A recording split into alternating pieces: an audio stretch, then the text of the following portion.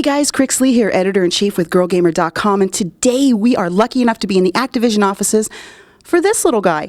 This guy is trigger happy, and he is part of Skylanders, Spyro's adventure. So let's go inside and see what we can get up to. Tongue. Raptor smash! This one's going in my pocket.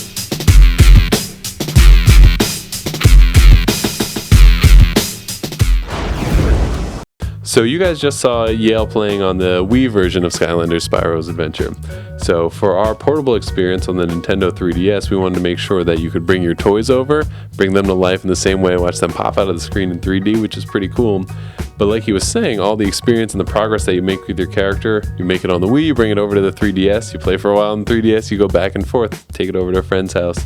So we wanted to make sure we had something that really worked cross-platform, was a ton of fun that way, and also really was unique gameplay to the Nintendo 3DS. So this is its own adventure. It's a complimentary experience if you play both. It's also a great Nintendo 3DS experience if you have this one. So it's as simple as picking the character. I'll grab Stealth Elf that Yale was using over on the Wii. So we've got Stealth Elf and we've got Gilgrunt ready to go. We've loaded them into a level called Ashbrower here, which takes place in the mines of Riven Rock.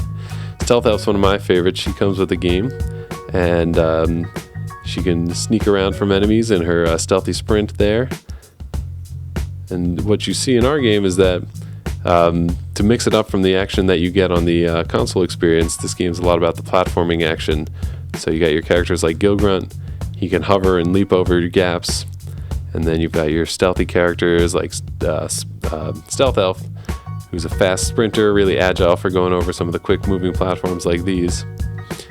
And then you might find in different levels that, you know, you get into a big fight, you're going to want a heavy hitter like Igniter and Eruptor, some of the other toys. And then we have moments like these where we show off the 3D action going on 3DS.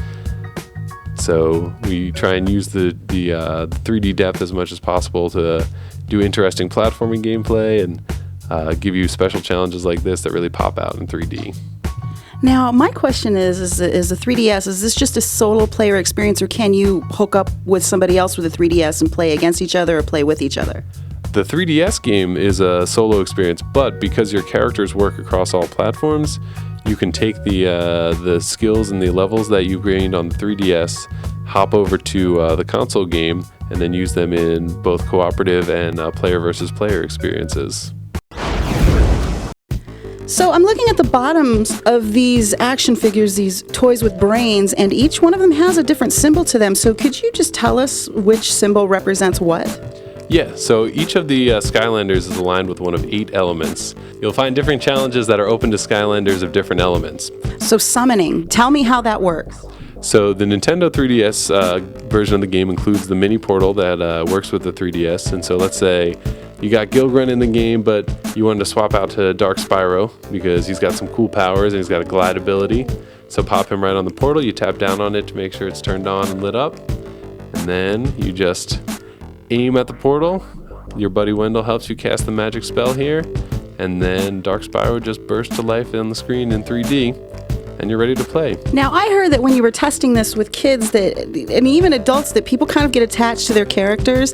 And I heard this little story about how a girl was testing it out and her character was about to get popped, so she snatched it off the portal. I mean, when you've tested this out with kids, have you seen this over and over? And even with adults, like, how emotionally attached have you seen your testers get to their characters? I mean, people take it very personally. Once you realize that your toy has a brain inside of it and you know that it's saving all your progress, I mean, that's your toy and you want to keep it going, level it up, and then, like I said, you can even take it to the player versus player mode and then show off to your friends, check out all the cool upgrades that I've picked, and then be able to go into battle with them.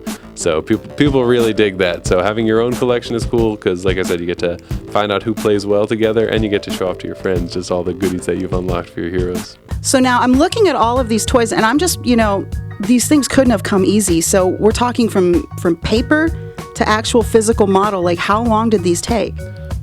We've been developing Skylanders Spyro's Adventure for 2.5, 3 years now. And so there's been a long process of trying to find really cool character designs that kids and all players would really get excited about just picking up and playing with.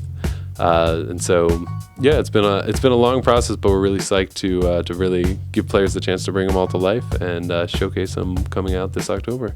Well, now I understand that there's 32 of these. Is that correct? Yep. There's actually over 32 characters that are going to be coming out, and eventually we'll also be releasing adventure packs and other things to expand the experience. So there's going to be a lot of depth to the Skylanders world with all the toys. We know that you get 3 toys, the game, and the portal for $69.99. Now, the most important thing is, when is the drop date for this? Skylanders Spyro's Adventure is going to be out for all systems on October 16th.